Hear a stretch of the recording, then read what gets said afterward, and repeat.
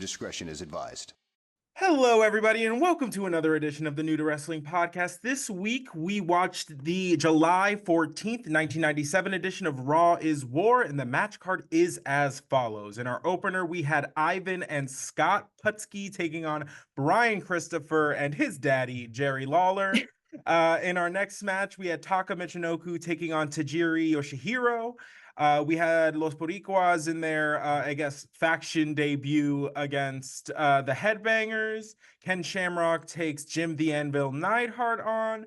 Vader takes on Flash Funk. The Legion of Doom sort of kind of takes on the new Blackjacks. And in our main event for the WWF Tag Team Championship, we have the Hart Foundation taking on Stone Cold Steve Austin and a partner of the WWF's choosing, and we will get there when we get there. So crazy. Hello, everybody. Hello. This is Kelsey. She is the new and new to wrestling. I am Xavier. I am not so new. And welcome. How we doing? Good. I don't know if you've noticed this, but the last few times you say I'm not so new, I go hag.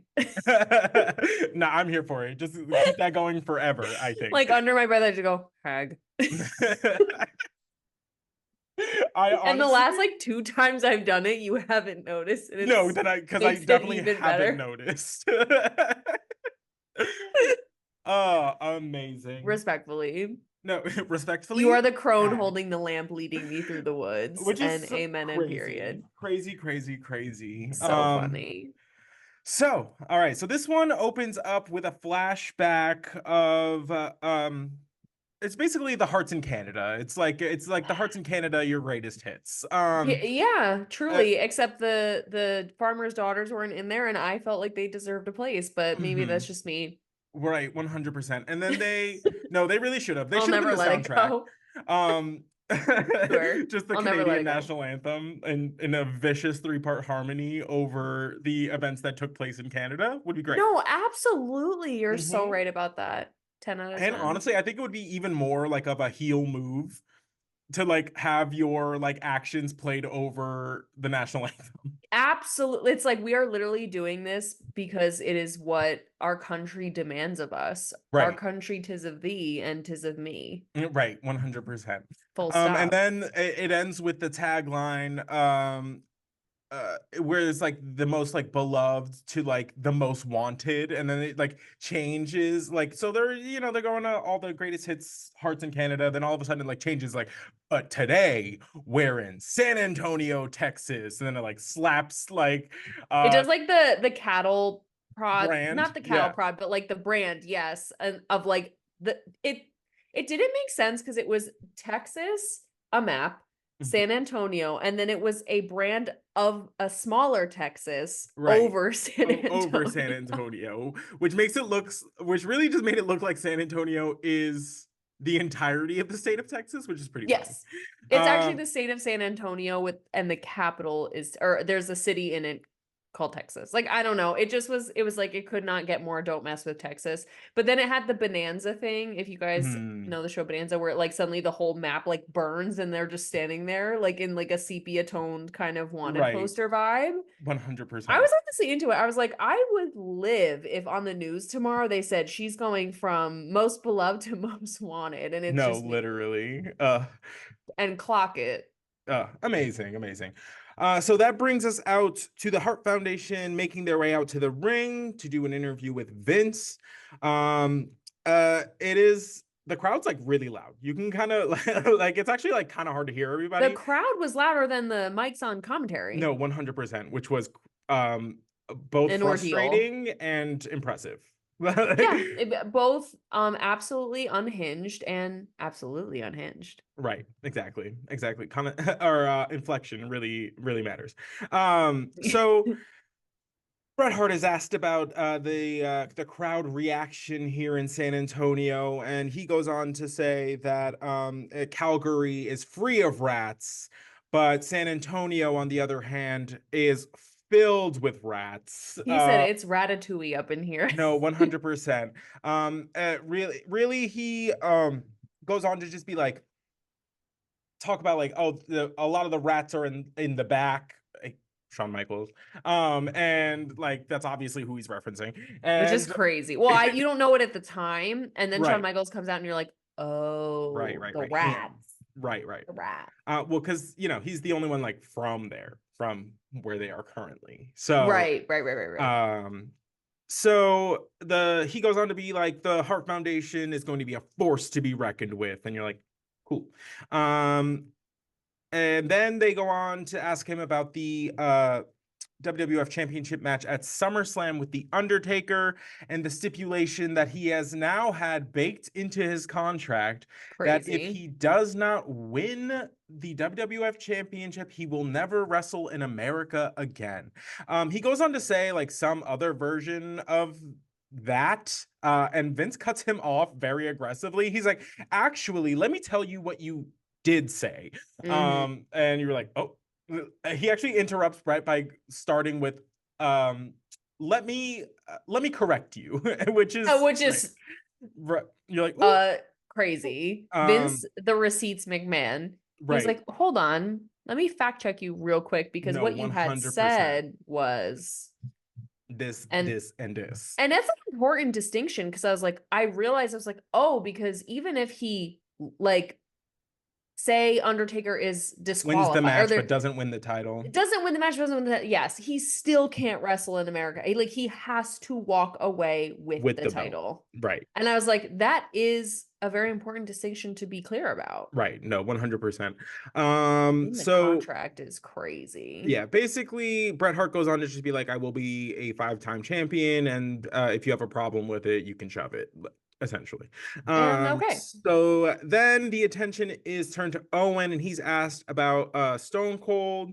And both he's asked about Stone Cold in two kind of separate buckets. One as his challenger for the Intercontinental Championship at SummerSlam, and then one as his challenger tonight for the Tag Team Championships. And it was also apparently baked into Stone Cold's contract that if he doesn't win the match, then he will kiss Owen Hart's ass. Why? I don't know. Because apparently we can't just like nothing we say or everything we say apparently can be put in a contract. So yeah, so I guess everybody watch your tongues because no, and then the way Owen Hart held up a bliss deck, like no, bliss fully. sticks, He goes, pucker up, get your bliss decks ready, because you're gonna kiss my ass. I said, get those sponsorships, sweetie. The way he held it up like a makeup artist on YouTube, where he was like this, like, Can you see it? and yes, he's like, okay, sorry, it's a bit blurry. Hold on, let He's me like, can you like. see it? He's like, yeah, bliss sticks, Mm. moisturize your lips to kiss my ass. No, 100%. He Because said, don't no come dry near lips are my. touching my. He said, don't come near my ass with your chap, okay? Those chapped lips, disgusting. Oh Um, my god, and I get it. right. And then the Bulldog, not to be outdone, is asked about Ken Shamrock and him going one-on-one for the European Championship at SummerSlam. And he goes on to say that if he loses, he will eat an entire can of dog food immediately Immediately following after. So yeah. imagine, which this also gagged me because the immediately after is what gets me because it's like you're out of breath. You just wrestled. You're For like 20 minutes. 20 minutes and you lost. And now between heaving breaths and sweat and whatever, you have to eat dog food. That's crazy. And also, at least give yourself a week of recovery. Like, I don't know, be like, and next week on Raw, I'll eat dog food. Like, we got to eat it right immediately. And also, like, these are crazy. Is losing the belt not enough? Well, I was gonna say that. I was like, since we're getting a little bit fetishy, like, since when is winning not enough? Since when is losing not degrading enough? Like, we're getting into like degradation kind of fetish. Like, I don't know. Like, it's very weird. Very weird. Weird. And the fact that you need it that you have to be contractually obligated. Right. Oof. I don't know. That's a whole other psychological something we need to unpack in therapy this week. Right. Girls. That's 100%. You are such a freak that you had to put it on paper and get a lawyer involved. So, like, let's talk about it. There had to be a meeting. They had to have a meeting at WWE headquarters in Canada. Oh my God, Connecticut to type up the lawyers had to read it, make sure the wording was correct so that you could eat a can of dog food if you lose. That's crazy. I'm feeling a lot of feelings, and none of them are good. None of them are good. Questionable.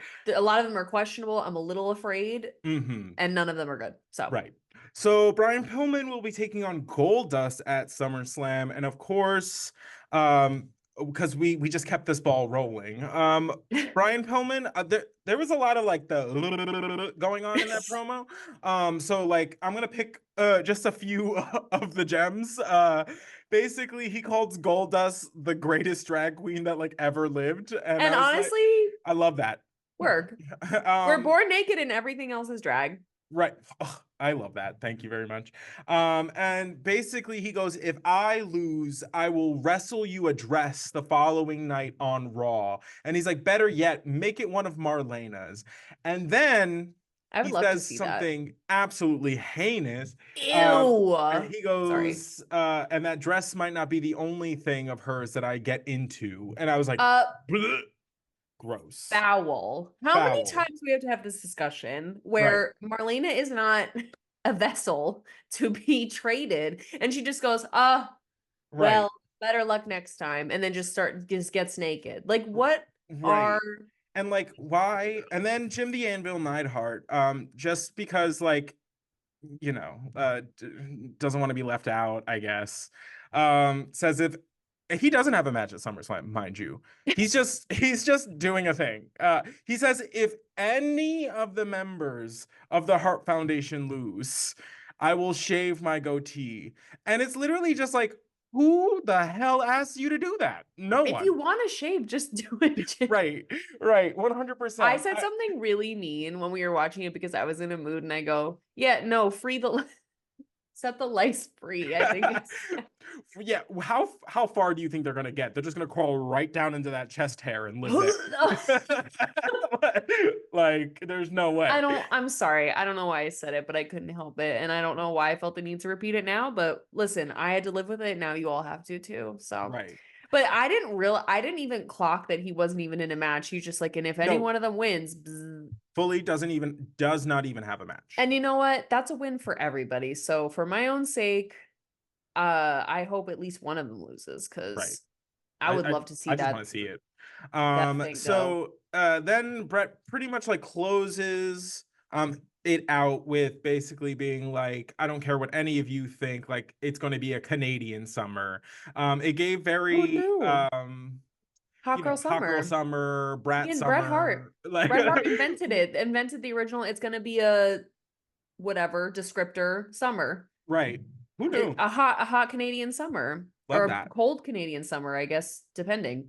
Right. But who knew? You know, now we know the origin of that, and it's always good to know your history. Right.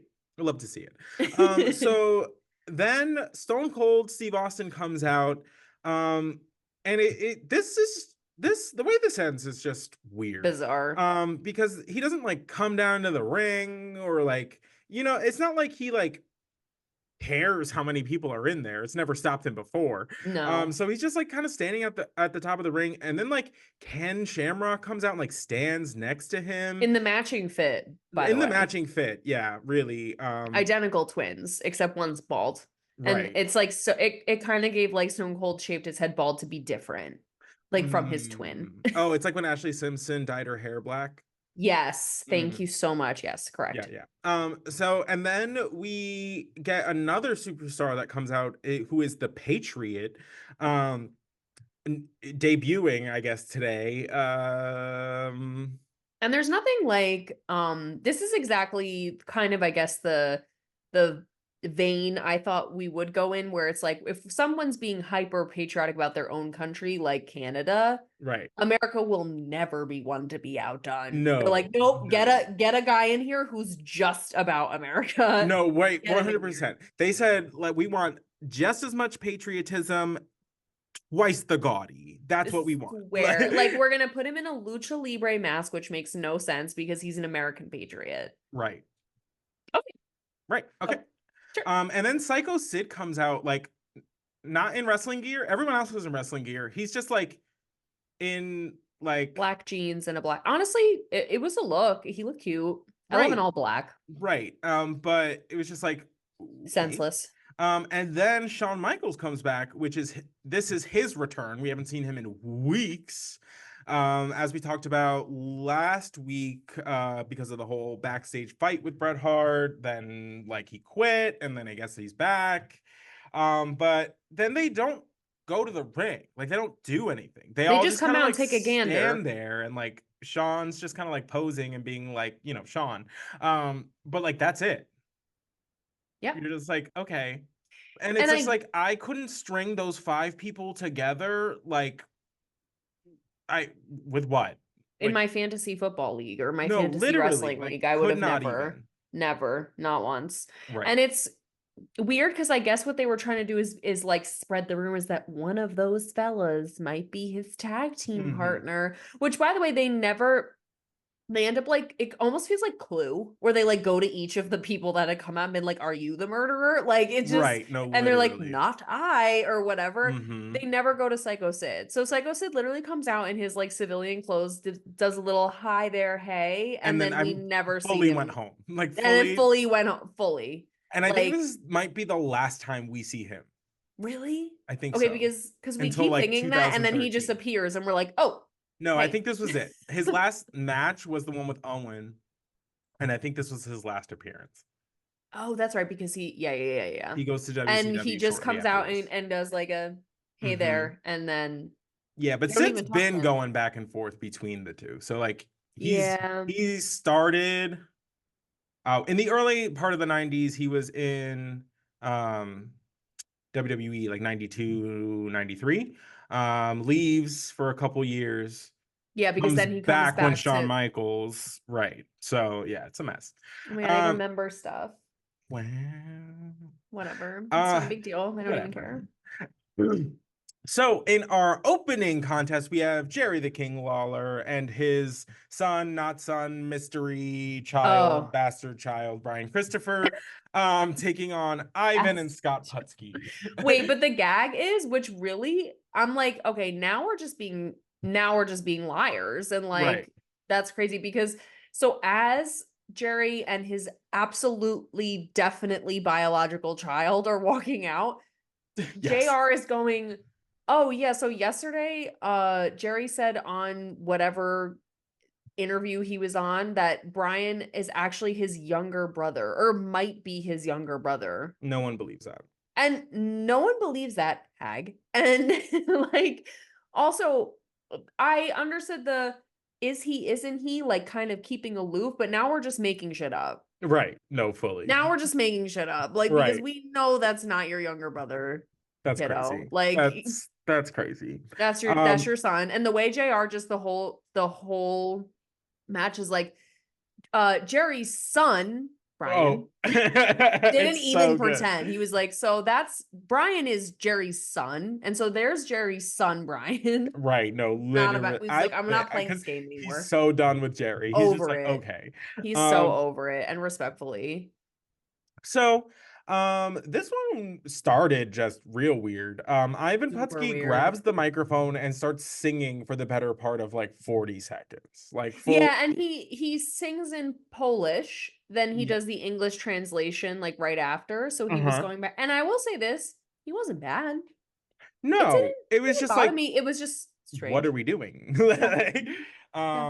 So that doesn't last too long before they are attacked from behind.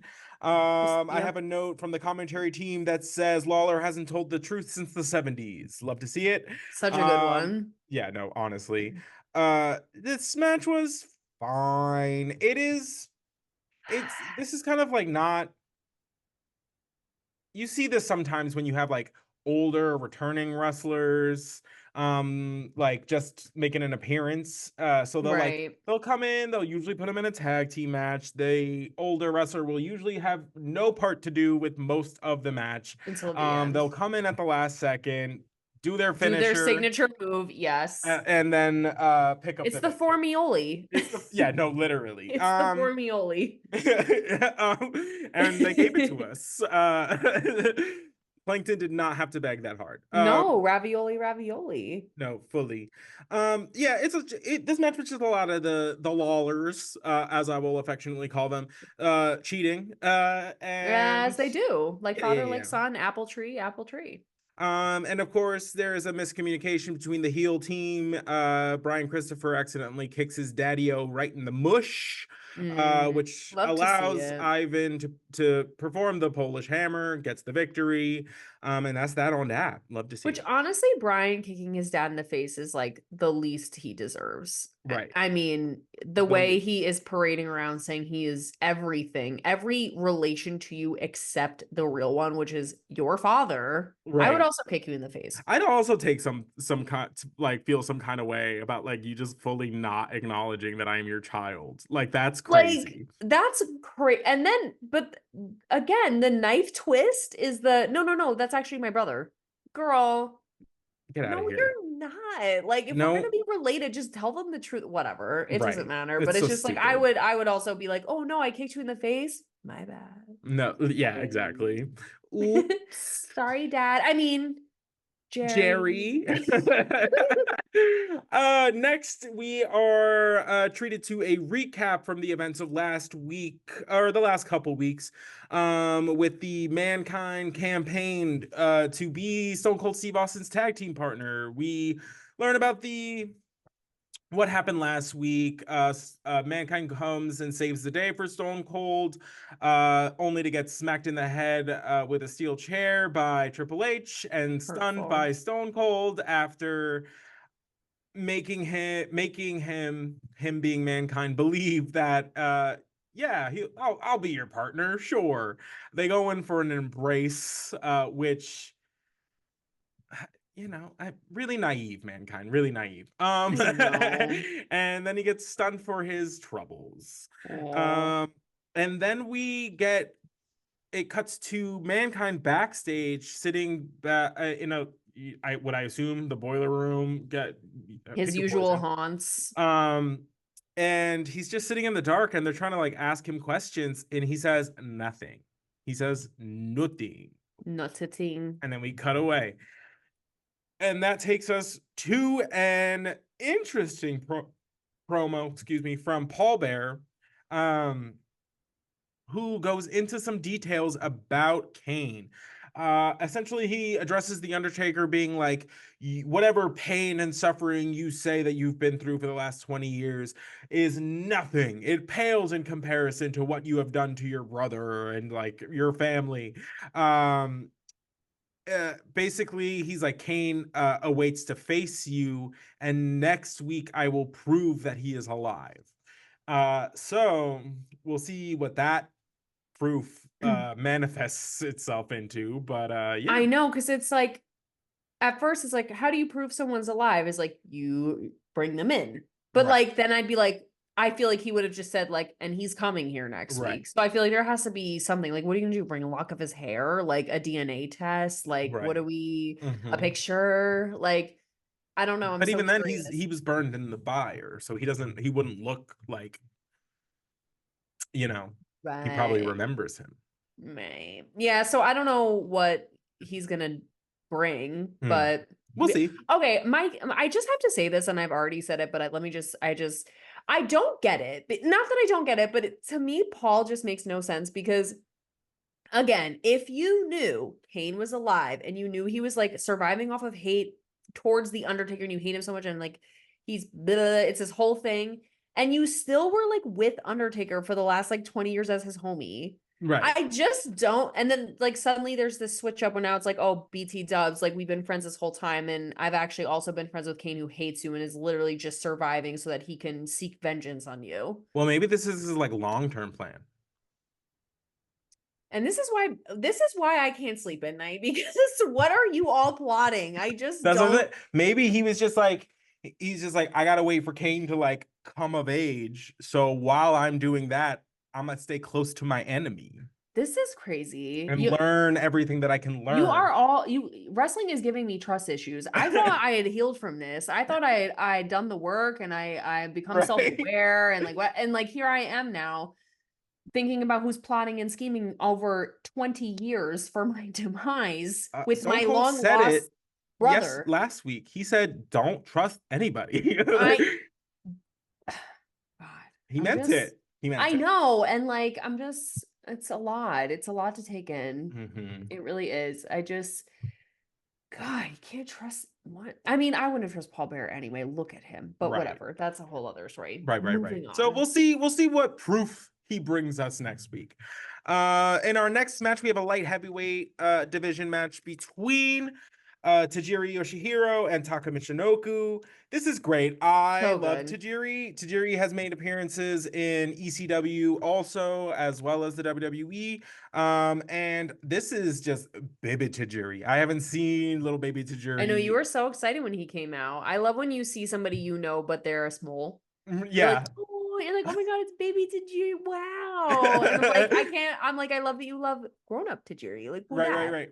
He's like just one that's kind of like he's just kind of like one of those workhorse kind of wrestlers. Like he can You have a always good love to match see him. with like anybody, Tajiri, and like he doesn't like he really never gets past that like mid card like level really, Mm. but man, could that guy work? He's so Oh athletic. God, he was Uh, so good in this match. It was crazy. Oh, I love these 100%. matches. They're fantastic. And like they really like matched each other's. They have that very similar style. Again, they come from the same, chunk of the world. They're both from Japan.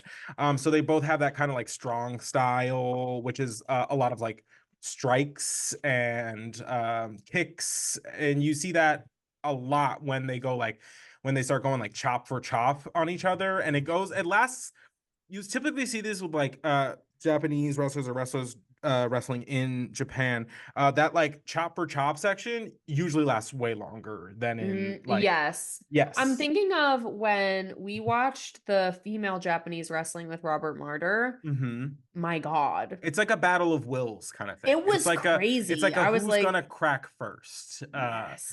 Um Chop for Chop. It's a great like Amazing. song name Chop for chop. by like a heavy metal band or Oh, I something. love that. I was gonna say a rapper. Or that, Mhm. both. I love that. So yeah, this was great. I'm just gonna call out some of the highlights. Um, Taka performed like a springboard plancha, or crossbody, whatever you want to call it, which was absolutely insane. He snapped suplexes Tajiri back into the ring, all like immediately following that move. Also insane. Tajiri has one of the most crisp power bombs I think I've Oh ever my seen, God, swear. and then follows it up with just quite the like a fun pinning situation where he's essentially just like spinning Taka just like around the ring with his legs. Love to I see loved it. that. Very fun moment I they for the called it audience. JR was like, it's a twist on an Ohio An something. And I was Oklahoma roll. an Oklahoma roll. I was like, Mm-hmm, wow, I love that everything has a name and mm-hmm. it's goofy, silly goose. No, I love it. Tajiri also has one of the best moonsaults I've ever seen. Fantastic. Yeah, so good. And then Oh, I and it have was off like the second outside off the second rope, right? mm-hmm.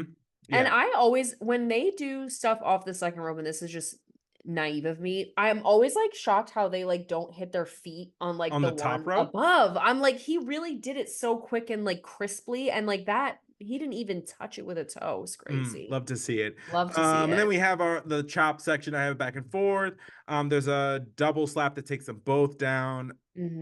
Taka performs his classic finisher, the Michinoku driver, and picks up the victory. Taka's been looking real good recently. Real good. They're making him look so good, and Hmm. They even I'm gave us a fine with little. that. They were like, as he was like coming down to the ring, they were like, let's see like the highlights of his 2 matches thus far, and they still put together like a baller highlight reel. I was like, that's No, how you're you know not. this man is like not playing games, like You are not kidding. You're so right about that. I didn't even realize it was only those 2 matches, but God damn, because there it's were so many crazy. highlights. It's amazing. Yeah. So then we are treated to a Ken Shamrock promo. I was being facetious for I know everybody you are. that that I was didn't like, quite get that. So he's basically got that he has his clue moment. I will not be Stone Cold Steve Austin's tag team partner. And then he's asked about his opponent tonight. Jim the Anvil Neidhart. And he doesn't really have too much to say other than it's knuckle up time, which Oh, I just not knuckle up time. I feel like see it's the thing. like it's giving its clobbering time. Yes. But that's from a comic, and I don't know. There's something the physique of Ken Shamrock does not match what comes out of his mouth. No. Like the threats and things that he says sounds like you're gonna get into a fight like on the playground. Like it doesn't sound like you're like a legitimate fighter, and he You're very not the much most so dangerous is. man. But you I mean, like you are, but you don't talk like you're the most dangerous man. right. You're so right. It's like very much like give me Knuckle your up lunch time. money. Knuckle up time. Oh no.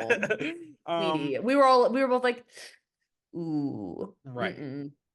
Right. Flame on. I don't know. No, fully. And then we are uh, presented with the Boricuas, who they have a different fit. I think they're just going for solitary color fedora. I think that is what it's going to be, like a color they're all going to be matching. Today was red, and a fedora and some gold chains. And I would love it if they took the fedora out of the equation. Yeah, we all would, but here we Because are. matching fits, of course. Right. Fedora. We already talked about this. I don't need to get into it again, and hopefully you all agree. But no, 100%. We have a bigger gripe to address, however. So the WWF, aka Vince McMahon, has decided to put a group of 4 Puerto Ricans in a lowrider. Not just that, lowriders synonymous with Mexican culture.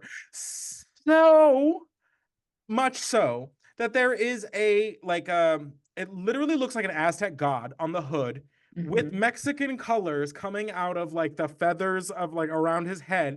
And I'm just like, this is an actual, like, this is some Mexican dude's actual lowrider, and you just stuck 4 other Spanish people in it and called it macaroni. It's not, damn it. It's not. like, they're not the same thing. And called it tamales. Like, I don't know, like just called it like I'm gonna have the same lesson that I had to have with so many people in middle school. Mexico, Puerto Rico. Cool. For those of you who are just listening, they are in separate areas.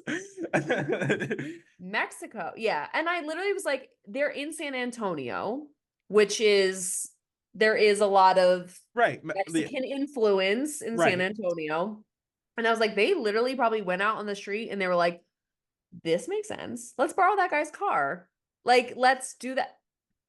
Dude. Just because they speak Spanish doesn't mean it's the same.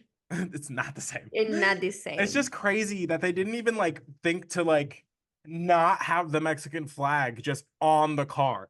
And pick any other car. And the way they harped on this too, where it was like, look at them riding in style. And we were both just like, yeah, I was like, they just stuck 4 Puerto Ricans in a lowrider. I was like, mama, sick. Also, the name is Boricuas, which is okay, whatever. It's, you know. I mean, yeah, and yeah, that's like a slang thing, but still. Like, yeah. Okay. No, it was bad. So bad. Crazy. Crazy. So that's my gripe with Vince McMahon on this episode. So many more to come. Oh, many. So next we are taken into Las Boricuas taking on the Headbangers. We are treated to a very small promo backstage from the Headbangers, where essentially Mosh is he's essentially mistaking Las Boricuas for Cheech and Chong, which is also not great. It doesn't bode well. I was like, not great. I will say Thrasher comes in and he's like, no, we're fighting Miguel and Jose, not Cheech and Chong. And I think it's just the joke is that they're high right now and not like Cheech and Chong. Yes. Yes. They are the Cheech and Chong actually in this equation. Right, 100%. The Cheech and Chong, Scooby and Shag, whatever. Scooby and Shaggy. Shag and Scoob. Thrasher and Mosh. They're all the same. In the Venn diagram, they meet in the middle. Right, 100%. Oh my God. I thought this match was great. I thought there was a lot of back and forth. I thought the Headbangers did a really good job making the Boricuas as a new team look good. Yes. The Headbangers had a few like notable moves to like call out. They did like a double team flapjack. That was sick. Miguel hangs Mosh on the top rope at one point, which was gross. It was gross because I think they actually like got him in the throat because he hits the ring floor and starts coughing, like really coughing, like you can hear it. You're like, ooh. And I'm so traumatized from Billy Gunn that every time anything like that happens, I'm like, oh yeah, that was crazy. Like, oh God, I'll never recover from that. It scared me so bad. At one point, all four of them are brawling in the ring because the referee loses control constantly. Yeah, Thrasher is in the ring getting double teamed. It looks like Miguel is or Jose. Miguel's the furry one. And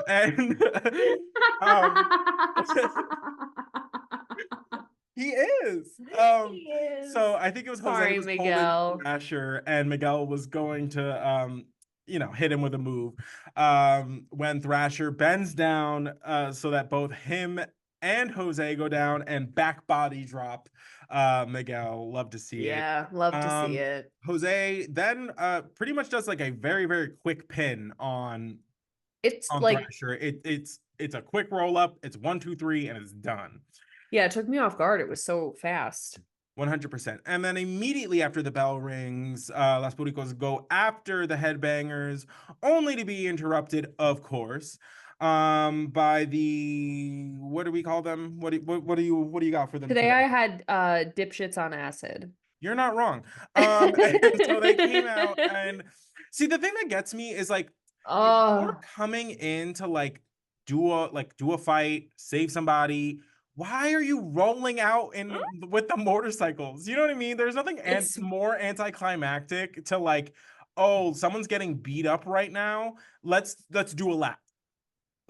And we have talked about this, and it pisses me off even like more and more the more they do it. Because now I'm like, baby, just walk. Like, just run in. Like, let me know you have a little like a little zest, a little gumption, a little something, a little seasoning. Like, my God, like. And again, it's so funny too, the way that somehow the people in the ring like honor the time it takes for them to like, they all stop and go like, right. And just watch them. I'm like, just keep beating them up. You have so much time before they actually bring this ship to port. My God. Right. No, like, literally. Like, actually get in there. You have at least 4 minutes to do damage. And they all just stand there. So, so stupid. And then the fight breaks out as it has. And that's basically every segment with these two groups, I guess I should say. Yeah, this gang fight. Next we have a promo from the Patriot. The whole thing is just proud to be an American, and that's it. That's it. That's it. He's like, I'm not fighting with Stone Cold, but what I am fighting is the hatred that comes with like. Right. No, 100%. That guy's like, MAGA. As long as I'm breathing. What'd you say? I said that guy's MAGA, but sure. Oh my God, yeah. Woo! We know what ballot he is voting on in November, but that is neither here nor there. Neither here nor there. So this is the part we all want to talk about. It is Shawn Michaels' return. Love to see it. Love that guy. Hey, boo. Love to see it. I have a note from the crowd that just says Bret Hart humps cows. So funny. Which was just crazy and also oh my God, wild. then Shawn Michaels has his clue moment where he is asked if he's going to be Stone Cold Steve Austin's tag team partner, and he said, "No, it will not be I," with the busted knee and the like. At least he plays the game a little. He's like, it's the question. Shawn Michaels. I mean, it's just the theater. Like he was just like, the question on everybody's mind. Will Shawn, like he just sells it, and then he's like, but I could do it, but I won't. Like he's like, No, I literally. could fight right now, but I'm not gonna. I will say this, I just have to. He was wearing a white t-shirt, khakis, a black hat, and he wore black loafers with no socks, and that was a choice. And I love Shawn Michaels. You all do, but sometimes the dolls have to be red as much as I hate it. And that was a disturbing choice. Wouldn't have done it myself. I know the smell of those shoes is foul. Oof. Oh, No, disgusting. thank And you. with the casual khakis, but then the shiny black, whatever. Crazy. Don't do that, people. Don't ever do that. At least wear like, and I hate boat shoes, but at least do like a little topsider moment or something. I also hate boat shoes. If you don't, okay, and I will say this, I lived in New England for 3 years, and the boat shoe sucked me in at one point, but I clawed my way back out, and I'm standing here before you today as a better person for it, Better person. But I drank the Kool-Aid for a minute there, and I'm back. I'm here. I'm okay. Love that. And it's possible for you too. But I would have preferred that than whatever this was, and that's tea. And I mean that. I mean that. So then Shawn turns his attention to Bret Hart, and he's asked about the stipulation of his match with The Undertaker. And he goes on to just be like, I've been waiting a long time to see his sorry ass leave the US. And I was like, ooh. And that was personal. No, and that was personal. He meant that. That had nothing to do with the promo. He's like, I am waiting for this guy to get out of here. I was like, I cannot stand him. So then he goes and turns to Vince McMahon, and he's like, so now I have to make an appeal to the boss because I don't have a match at SummerSlam. He's like, but I want to be a part of SummerSlam. And then he's like, what if I get down on my knees and beg? And you're like, okay. He's like, just let me do something. He's like, I'll ticket rip. He's like, I'll sell merch. He's like, I don't care. Remember ticket ripping? Oh my God, right. When he said that, I was like, what? And I was like, oh my God, they used to rip the tickets, girl. I forgot. Love to see it. So he made an appeal to Vince McMahon to somehow be a part of SummerSlam. We'll see if he tugged on the right heartstrings. And Vince loved that like a little too much, let me tell you that. Yeah. So then he goes on to address The Undertaker. He's like, I have a feeling that The Undertaker is going to bury Hart and run him out of the United States. Love to see it. Oh, and then there was a sign in the crowd, which I was positively tickled by. It just says, Stone Cold kicks ass, Hitman eats ass. And in 1997, I'm sure that, was a serve. And, but in the 2024 it's connotation, it's just what he should be doing. I don't know. It's just a Friday night. I'm sorry. It's like actually weirder if you don't eat ass these days. So like, I don't know what to tell you. Like, it's the other white meat these days. The other white meat. I'm dead. Move over, pork. It's just ass. Hey. I know. I was like, okay, that's just a statement. No, 100%. That's just like A and B. That has nothing to do with it. Amen. So funny. So as they're cutting away from this segment, Shawn starts fully stripping. He starts taking off his pants in the middle of the ring, which is crazy. So much so that Vince is like trying to cover him with like a towel, and you're like, what is going on? And I love to see it. But this is very much so. We are getting the we're putting down the bumpers on Shawn Michaels. It's about to get wild. I can't like imagine, because he literally was about to take off his pants on television. Right. Like I can't. Right. And I mean, he was feeling real good. Yeah, I'll just wait for the next couple weeks. We're gonna see some really unhinged Shawn Michaels. Wow. So then Savio Vega comes out, and we're like gonna move on to like the next segment. We're like getting ready. He comes out like he's like, there's been a terrible accident. He's like, there's been a terrible accident. You have to come with me, and grabs a cameraman by the shirt and drags him backstage. He's like, someone could get hurt. Like, you have to come with me right now. There's been a terrible accident. He's like frantic.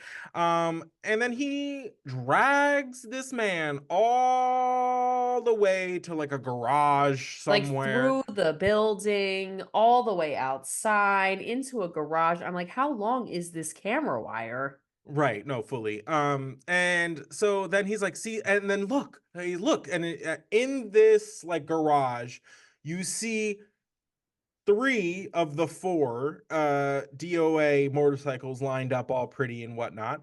And then the camera cuts to the right, and you see one of the Boricuas just beating the holy hell out of a motorcycle with like a barrel. And It's you're like just like, yeah. it's just like a barrel. And we're like, oh, okay, you just wanted your deed to be seen. That's it. Yeah. Oh, got it, got it, Like, got oh it. God, a terrible accident. It's like an accident. No, right. Was the accident that you didn't grab like a hammer instead of a bucket? Like you grabbed a bucket instead of like a bat? Like was the Crazy. mistake the tool? Like, because I don't really understand like No, what the absolute problem is. insanity. And of course, the DOA takes great offense to their property being damaged. As They one come in, does. and then the gang fight continues in the garage.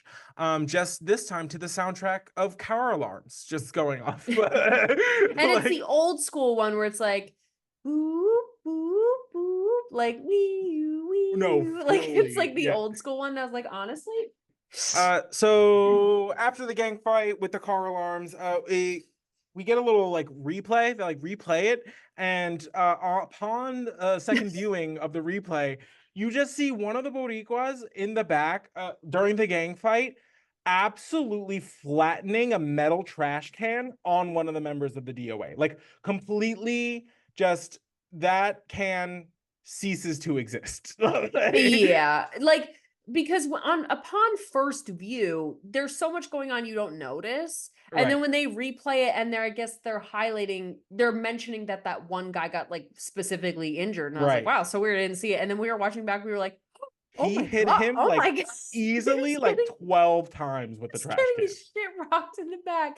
And none of us noticed. We were just like, wow, this is weird. And like I was too busy imitating the car alarm. Like I wasn't even No, like actually though.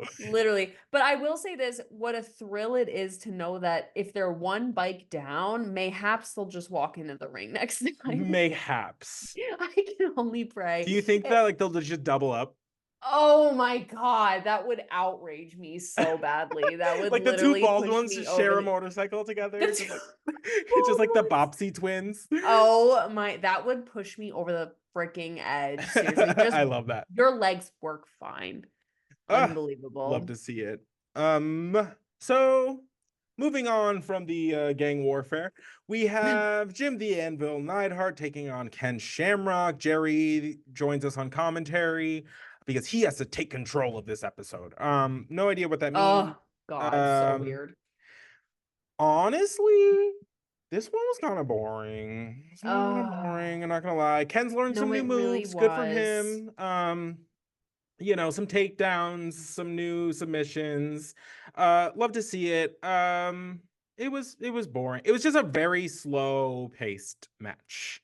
It Uh, was, and there's just like, I don't know. I just don't like, again, knuckle up time. I wasn't prepared for anything spectacular. I know that's mean and I'm sorry. And I know that Ken's journey is just beginning and I will eat my words and that's fine. That's why we're here. But like, it just didn't do it for me. no, I literally the only notes I have are Anvil versus Ken Shamrock, and then Jerry jumps on commentary team and just Ken wins yeah, via submission. yeah. There wasn't. It just wasn't too much. He basically Ken just wins by choking out the anvil. Just he's standing behind him, puts him essentially, it's a sleeper, and chokes him out while he's standing there. The ref calls it, which to the surprise of almost everybody, because they were like, hello. Mm-hmm. And I guess in that moment Jim had passed out and like came to again. So welcome. Welcome back to the world. Welcome back. Welcome back. So yeah. So after the match ends, the Bulldog attacks because of course he does. Because the Bulldog, or Ken Shamrock is the Bulldog's challenger at SummerSlam, and he's got to get his licks in because that's what the Hart Foundation does these days. He hangs Ken on the rope and then performs a spike pile driver on him, and then that's when the Patriot comes in to save the day. We learn his name is Del Wilkes. Oh, I missed that. The Patriot. I knew he's from like South Carolina or something. Yeah. Which also tracks. Yeah. So no, literally. Then we cut to Mankind again, and they're like, hello, do you want to talk to us yet? He does not. So still no word from Mankind during this entire show. And that takes us into our next match, which is the new Blackjacks taking on the Legion of Doom. The new Blackjacks make it all the way to the ring. The Legion of Doom do not, because upon their entrance to the ring, the Godwins, who have taken on a new feud since losing, I guess, last week, come after the Legion of Doom with steel chairs. So much so that Hawk ends up getting busted open in the back of the head. It literally looks like he got like sniped, just like in the back of the head. Yeah, it was really crazy. Yeah, and the splatter. It looked like a slime. Like he got slimed, like a Nickelodeon splatter. And then they were like, they turned around and left. They were just like, no. Well, essentially, like Vince on commentary was like, no one's going to allow them to compete like in that state, and this is before like blood was like a real like a thing in wrestling, right? Well, yes and no. This time period, there's not. Yeah. So I said the new Blackjacks, they're really taking some L. First of all, we haven't seen them in weeks, and then when we do see them, they don't even get to wrestle. So I swear, they were coming out, and I was like, oh hey, and then I was like, oh bye. No, literally, I was like, oh, that was fast. Yep. So that takes us into Flash Funk taking on Vader with Paul Bearer. Yeah. This one went about as you thought it was going to. Flash Funk tries to outmaneuver Vader in the beginning, eventually gets crushed in the corner. But he does have some pretty impressive moves. He does have like a flying crossbody to the outside. He performs like a killer moonsault. But this is very much, it's not a squash because of this person has like a name and doesn't live in this town. Yeah. But it served essentially the same purpose. Yeah. It's not, it didn't really do anything for like Flash, and it didn't really do that much for Vader because Vader just does this. Yeah. And like, it's so crazy. Vader's really grown on me just as a wrestler. Like, I actually get so excited to see him now sometimes. Like, I'm just like, oh, I know, I get it. Like, for sure. But really, again, it's like, I know that they're both talented and neither of them are trying to like prove anything. Like neither of them are really like proving their strength, like for something specific. So it's kind of just like, okay, like, it doesn't do anything for me specifically. This was an interesting match. Yeah, I will say Jerry slipped up on commentary at one point. He called Flash Funk Too Cool Scorpio, and he goes, that was his former name, Flash Funk, and we were like, ooh. And it was like, you said it, we were all thinking it, as we always are. Yeah, Vader finishes the match with a power bomb, hits the 1, 2, 3, and then follows it up with an after the match Vader bomb because icing on the cake. Yeah, exclamation. So this takes us to our main event. The WWF Tag Team Championship is on the line. Stone Cold Steve Austin has to find a new partner or not, because Shawn Michaels was injured, put on the sidelines, no longer able to be his partner. They will be taking on the Hart Foundation, who won the tag team tournament to win this #1 contendership. And So it begins. So Austin opts to not have a partner come out with him. There is a crowd sign that just says Owen wears panties. Love to see it, in reference Love to to see the it. Stone Cold reference from last week when he tells Owen that if he doesn't win the match, he can slip his panties to the side and he'll kiss his ass. Love to see it. Put the panties to the side. What Let a me mess. see. So the match kind of starts. It's a lot of Stone Cold trying to do his best. He kind of Eventually, was then though. he really was. Like he was holding his own for like a while there, and I for 1 second I was like, is really no one coming out? Because that would be kind of a serve. Like it would be crazy, but it would be so Stone Cold. But I was like, who is it? And the way Xavier, if he could have done like an evil witch laugh, he would have like like he just had this like face on where he was like, and I was like, what are like I was like, who is coming? Who is it?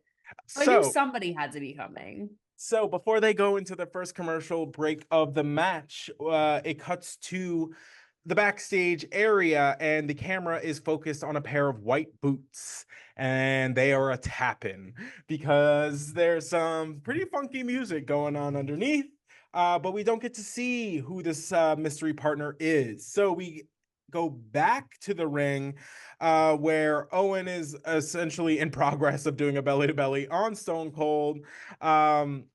Yeah, I have another. Just Austin keeps getting like ahead and then double teams. It just he keeps holding his own, and then the numbers game kind of gets to him. Yeah.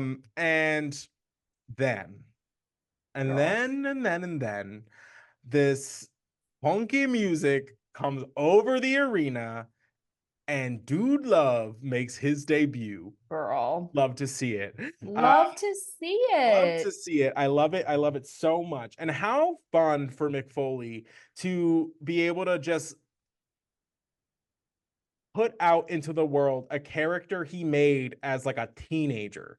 Like this is a character Yeah. he Oh, that's literally so like true. dreamed of being when he like imagined himself being a wrestler and Oh then my like God, I got didn't to think do of it for that. real in front of people. Like that's amazing. We love to see Wait, it. I didn't even think of that. Why would you Yeah, say because that those to all those me? old promos, he has like he was Dude Love. He had like the heart on his chest, and he was like, yeah. So I'm so not okay right now.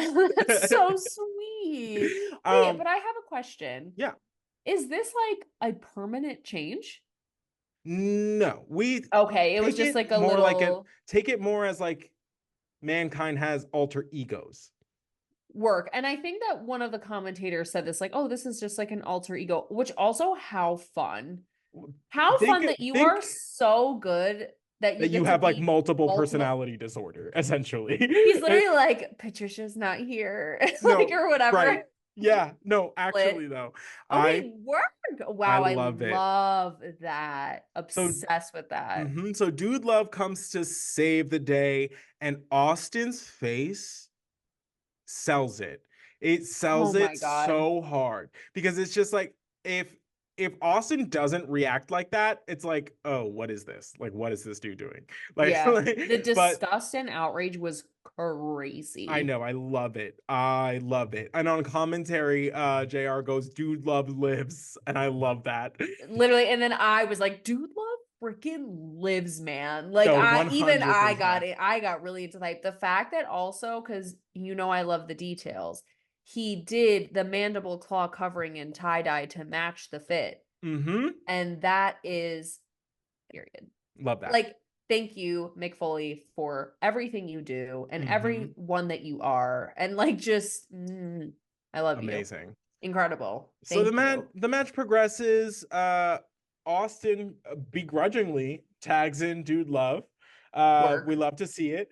And the match carries out. It essentially finishes with Austin sneaking into the ring while Owen is dealing with the referee, performs a stunner on Bulldog that allows Dude Love to climb on top of Bulldog, get the victory, and your new tag team champions are Stone Cold Steve Mama. Austin and Dude Love.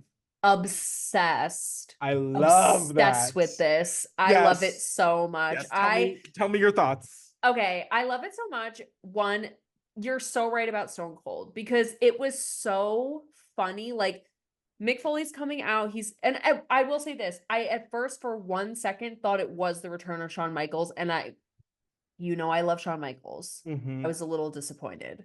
Because I was like, this has to have something to do with Mankind. It has to. Because Mankind, though a psycho, is nothing but not a man of his word. And he said he was going to bring something he never thought he'd have to do, blah, blah, blah. And I was like, it has to be something with Mankind. It just has to be. Because he said, I thought I'd never have to do this again.